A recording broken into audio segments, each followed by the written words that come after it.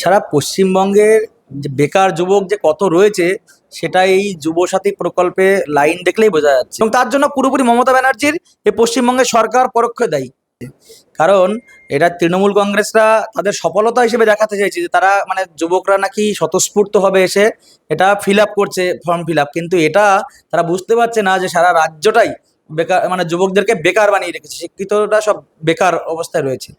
আজকে দেখুন, পিএইচডি কেন, মানে যে কোনো সেক্টরে পশ্চিমবঙ্গে চাকরি বাকরি কোনো কিচ্ছু নেই, শিল্প কলকারখানার কিছুই নেই।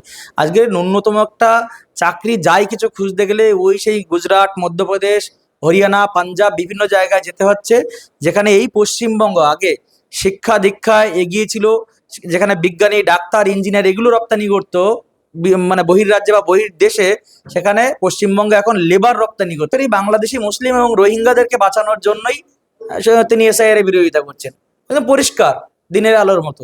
কারণ পশ্চিমবঙ্গে দেখুন, বিগত কয়েকটা ইলেকশনে আমরা দেখছি যেভাবে ছাপ্পা হয়েছে মৃত ভোটার বা ডাবল ট্রিপল মাল্টিপল যে ভোটার, বা এই বাংলাদেশি রোহিঙ্গা, বাংলাদেশি মুসলিম এবং মায়ানমার থেকে আসা যে রোহিঙ্গা, তাদেরকে ভোটে ইউজ করা, তাদেরকে দিয়ে সন্ত্রাসী কাজকর্ম, বোমাবাজি বা ভোট লুট ইত্যাদি কাজ এদেরকে দিয়েই করাতো। তো সুতরাং মমতা ভালো করেই জানে যে এদের ভোটে ছাড়া মমতা ব্যানার্জিকে জেতা হবে না, তাই এসআইআর এর বিরোধিতা করা মানে উনি পরোক্ষে এই বাংলাদেশি মুসলমান এবং রোহিঙ্গাদেরকে বাঁচানোর জন্যই চেষ্টা করছেন।